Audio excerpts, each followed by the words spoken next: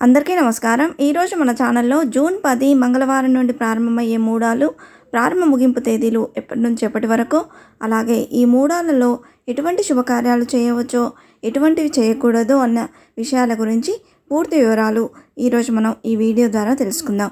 ఎక్కడా స్కిప్ చేయకుండా పూర్తి వీడియో చూస్తారని ఆశిస్తున్నాను. అంతకంటే ముందుగా ఇంతవరకు నా ఛానల్ సబ్స్క్రైబ్ చేసుకున్న వాళ్ళు ఉంటే సబ్స్క్రైబ్ బటన్ని ప్రెస్ చేసి పక్కనే ఉన్న బెల్ ఐకాన్ని ప్రెస్ చేసి ఆల్ అనే ఆప్షన్ ప్రెస్ చేశారంటే నేను పెట్టే ప్రతి వీడియో మీరు నోటిఫికేషన్ ద్వారా మొదటగా చూసేయవచ్చు. ముందుగా వీడియోలోకి వెళ్ళిపోదాం. అసలు మూడం అంటే ఏమిటో ముందుగా తెలుసుకుందాం. నవగ్రహాలు సూర్యుడి చుట్టూ తిరుగుతాయి. వీటిలో భూమి కూడా ఒక గ్రహమే. భూమి సూర్యుడు ఒక గ్రహానికి ఒకే వరుసలో ఉన్నప్పుడు ఆ గ్రహం భూమి మీద ఉన్నవారికి కనపడదు.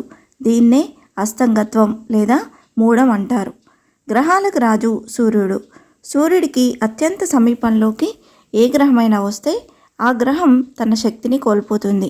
అలా గురువు సూర్యుడికి దగ్గరగా వచ్చినప్పుడు గురుమౌఢ్యమి అని, శుక్రుడు సూర్యుడికి దగ్గరగా వచ్చినప్పుడు శుక్రమౌఢ్యమి వస్తుంటాయి. ఆ సమయంలో అవి బలహీనంగా మారిపోతాయి.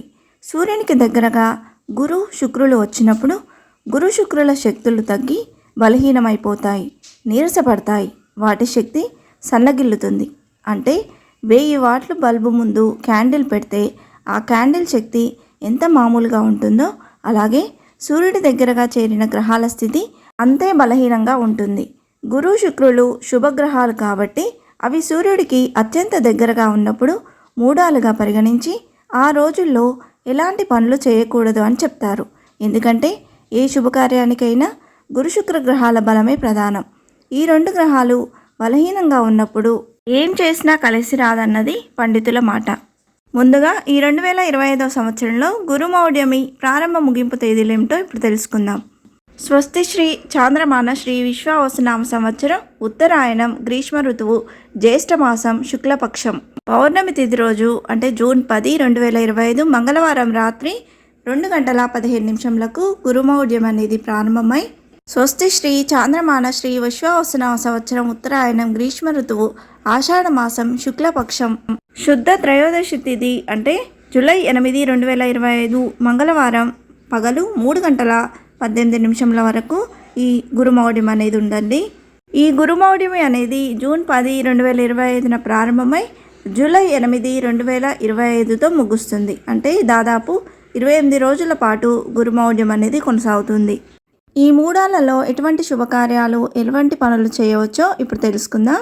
జాతకాలు రాయించుకోవడం, నవగ్రహ శాంతి, జప హోమాది శాంతులు, గండ నక్షత్ర శాంతులు, ఉత్సవాలు, సీమంతాలు, నామకరణం, అన్నప్రాసన వంటి కార్యక్రమాలు, అలాగే గర్భిణులు బాలంతులు మూడంలో ప్రయాణం చేయాల్సి వస్తే శుభతిథుల్లో అశ్విని రేవతి నక్షత్రాల్లో శుభ గడియల్లో భర్తతో కలిసి ప్రయాణం చేస్తే శుక్రదోషం అనేది వర్తించదు. ఇంటి మరమ్మతులు, భూమి కొనుగోళ్లు, అమ్మటం, రిజిస్ట్రేషన్లు, ఉద్యోగంలో చేరడం, అలాగే విదేశాల్లో ఉద్యోగం కోసం వెళ్ళవచ్చు. ఇలాంటి పనులన్నీ మూడంలో చేసుకోవచ్చండి. ఎటువంటి శుభకార్యాలు ఎటువంటి పనులు మూడంలో చేసుకోవద్దో ఇప్పుడు తెలుసుకుందాం. పెళ్లి చూపులు, వివాహ కార్యక్రమాలు, లగ్న పత్రికలు రాయకూడదు. అలాగే వివాహంకు సంబంధించిన మాటలు మాట్లాడుకోవద్దు. అలాగే ఉపనయనం, గృహారంభం, గృహప్రవేశం వంటి కార్యక్రమాలు అస్సలు చేయవద్దు. యజ్ఞాలు, మంత్రానుష్ఠానం, విగ్రహ ప్రతిష్టలు అసలు చేయకూడదు.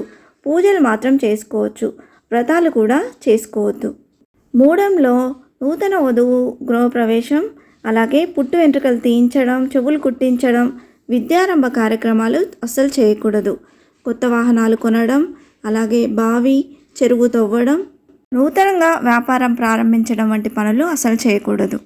ఇటువంటి శుభకార్యాలు పనులు లాంటివి మూడాలు వెళ్ళిన తర్వాత లేదా మూడాలు లేని సమయంలో పండితుడిని కనుక్కొని ముహూర్తాలు అనేవి నిర్ణయించుకోండి.